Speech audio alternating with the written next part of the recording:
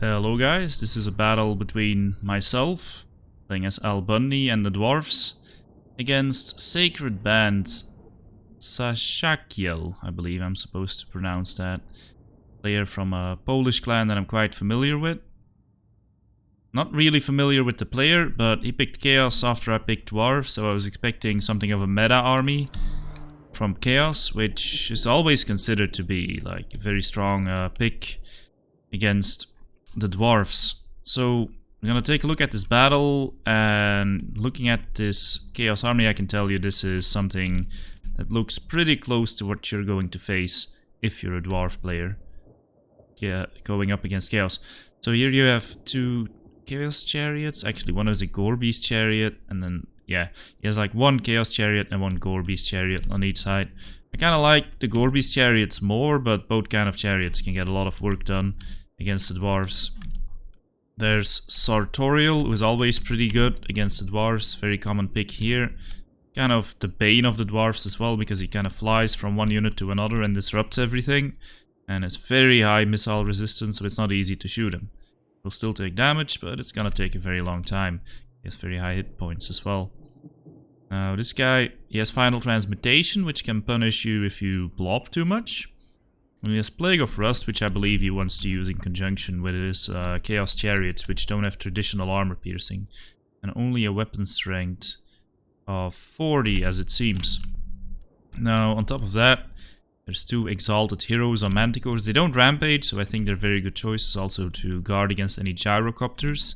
And then, of course, if you go this heavily on Chariots and this heavily on Exalted Heroes on Manticores, then you're gonna have less infantry, but the infantry choices here are pretty much what you're gonna face most of the time as well. At least to someone who's familiar with playing meta armies. And these are Chaos Marauders with great weapons. Kinda crappy unit, in my opinion, but they're relatively cheap and they can still do some armor piercing damage, so they're not terrible. And then on top of that, there's the Chaos Warriors with great weapons. Now, what I often see Dwarves do in this matchup is go very wide and take a bunch of Thunders and Miners and Dwarf Warriors and some Slayers and whatever, and often Cannons as well, and try to shoot down as much of these mobile units as they can, and somehow protect their Thunders, maybe with Rune Lords, the Runesmiths, which can slow 2 units, but most of the time when I see this matchup, or pretty much all of the time, it kind of looks good for a couple seconds as the Dwarfs are opening fire, and then what happens is they get overrun. And honestly, I don't really see how you're gonna deal with Sartorial, 2 Exalted Heroes, and 4 Chariots. And there could be other stuff like Warhounds, supplement that, or other fast units, or just massive infantry that's difficult to stop. Now, if you're a Dwarf player and if you can do this, props to you, much respect. Send me the replays because I will be very interested to see them. But I've chosen something that's more of a compact formation that kind of harkens back to Warhammer 1, where, well, a very good player at the time, Tsukuyo Desu, he and I used to theory craft quite a bit, and he said, well, I have this build against Chaos and it actually works. Now, this was basically in the Stone Age of Warhammer 1, but some principles kind of hold true. Well, we're gonna see if it holds true. So I have the line of Ironbreakers here. They have expert charge defense, they have a lot of leadership. These guys are just insane. Look, 98, that's pretty much unbreakable. And they have their blasting charges as well to quickly clear infantry. And there's the Rune Lord. I brought a couple things on him, not the slow runes, because we're not defending any ranged units here, apart from that bolt thrower you see already firing away there. But what this Rune Lord is going to do is he's going to give extra armor piercing damage to units around him, and he's going to use Rune of Heart and Home to give everyone immunity to psychology, because as units start taking damage, even these Ironbreakers could eventually get terrified, or, you know, if the unit that causes fear comes near them, you instantly lose 8 leadership, so it's actually quite a big deal. Then Rune of Heart and Home, yes, I discussed that. And the Negation Runes, I have those on both Dwarfs. You can see the little immunity to psychology being active here. This icon, that's from the Rune Lord's item. They don't have that by themselves. Only the Longbeards do, as far as I'm aware. And we have the Hammer of Carrick-Dras as well. Chosen are an option in this matchup.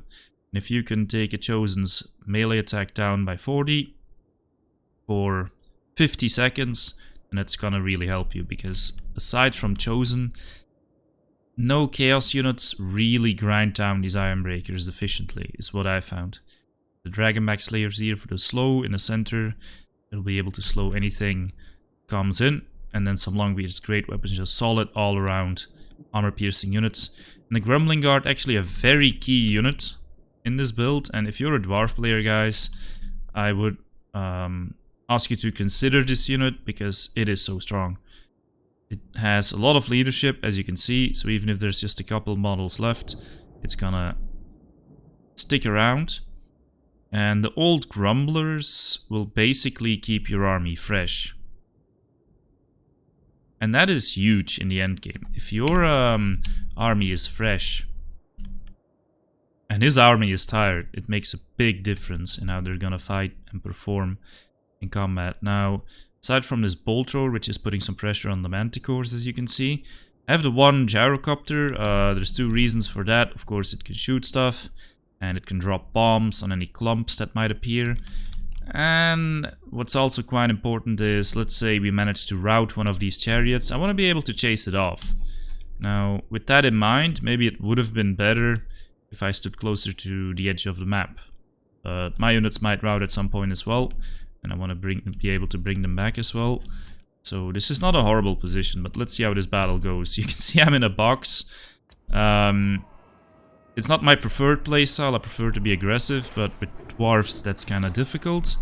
And yeah, I just don't really feel like this playstyle where you spread out with a lot of range units is something that's often going to work against Chaos, especially not a very mobile Chaos such as this. You see the expert charge defense working here, the chariots to charge onto the Iron Breakers. It's not going to do too much, they manage to hold their ground.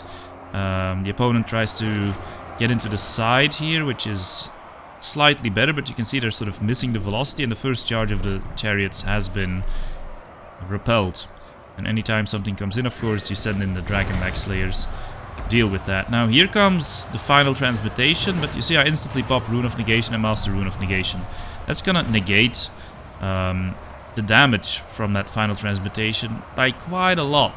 You can see the Longbeards in the back here, they only took, let's say, well, they're taking some more damage now, but they took less than 400 damage basically from a final transmutation. I don't think it was overcasted, but this is one way you can negate that. Now, one thing you gotta keep in mind, final transmutation of Sartorial, or of any Ore of Metal caster, lasts 90 seconds. No, it doesn't last 90 seconds, the cooldown is 90 seconds, as far as I'm aware. Let's check just to make sure, because it's so difficult. Yes, let's see. It's actually only 54 seconds, yeah. So the most important thing here is that to know is that the negation rooms have a lower cooldown than the final transmutation, but Sartorial does have to spend quite a bit of Winds of Magic to cast that spell, so you might have negation ready again by the time he casts the next spell. And really, you can see right now that the chariots, they really aren't doing too much. They are going to get through here though. And another final transmutation does come in, so I figure he had pretty high starting Winds of Magic. But you can see we're sort of able to live through it. And if you look at the troop count, losses are relatively easy, even. But it is of course a little bit deceptive, because the Chaos Chariots, they don't have many models, the Exalted Heroes, they don't have many models, but they are very strong. They have more of an impact than these high model units, or used to be high model units, because right now, as you can see, they've already lost like half of their models, and definitely half of their health or more. But my box is kind of falling apart. I did something you should never do as a Dwarf player, at least not in this situation, which is giving attack orders. Basically, what you should be trying to do is just maintaining the formation hold the line, as the brave sons of the Empire would say. And yeah, of course you want to be macroing your bolt thrower, keeping it online, keeping it shooting at the right targets. You want to be using guard mode as well, so your guys don't run after the Chaos troops. You can see most of the infantry is breaking. The Iron Breakers really are too tough, even for these Chaos Warriors, which are a pretty good armor-piercing unit. And then, yeah, the Runesmith and the Rune Lord, I'd say just keep them together and try to hit anything you can, because these guys, they may not be that strong, but it's still 330 weapon strength. Over 300 weapon strength for both of them. So if you can just get a hit here and there on the chariot, like I'm doing here, then it's really good. And in any battle you play, you're gonna notice that there is going to be a little bit of delay on opponents' micro. And I'm not saying they're slow, but or that they don't know how to play.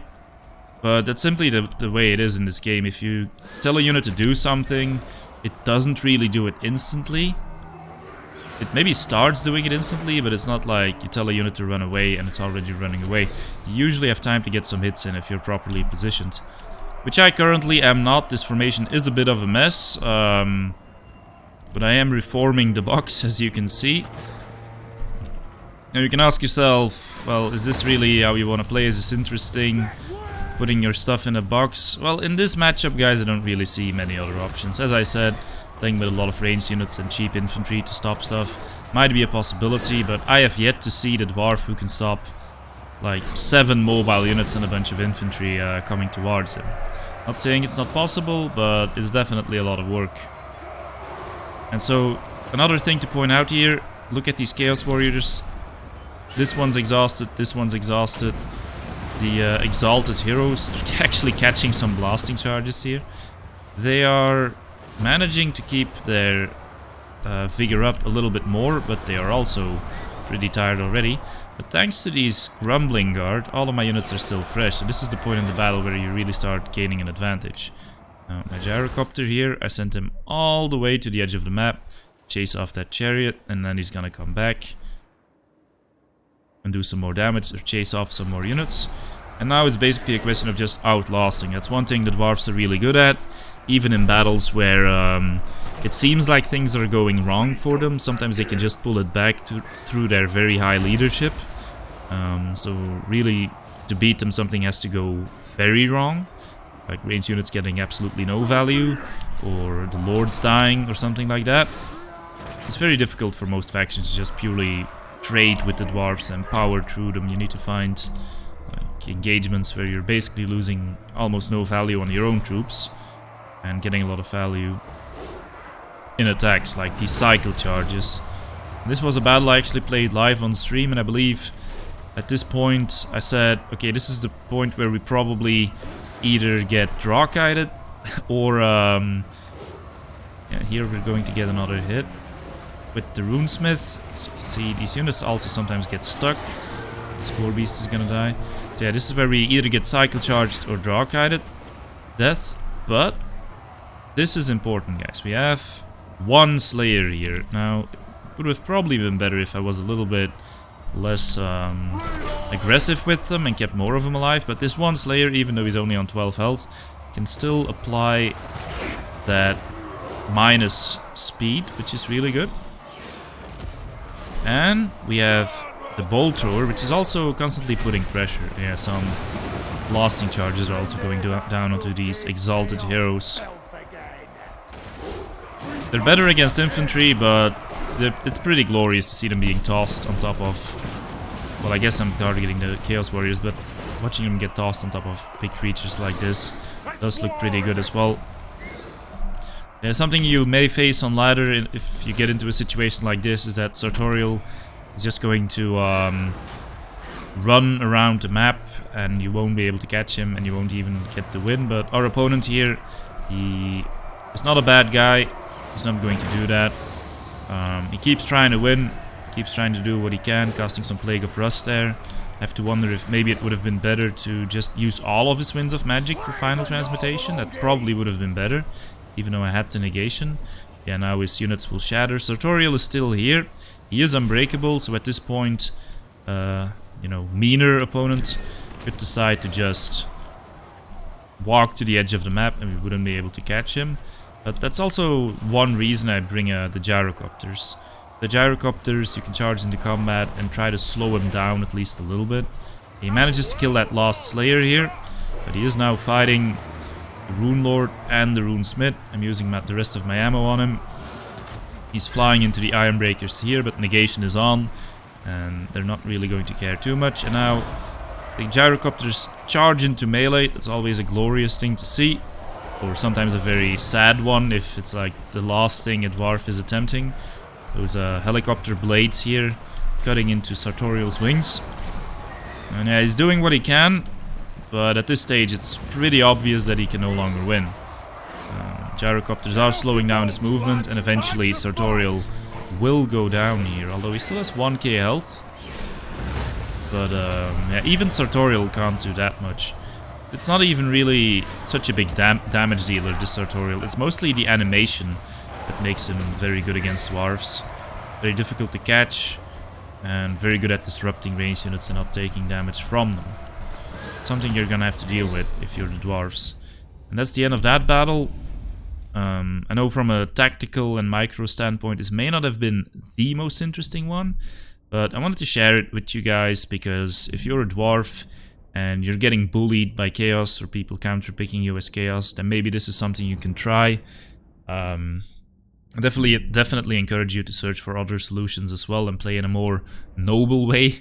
But there's certainly something very dwarf-like about just, you know, sitting in a box and trying to outlast the enemy, which I don't think is necessary against most factions, but against chaos I think it's difficult to find another solution. So, thank you for watching. I'll see you in the next video.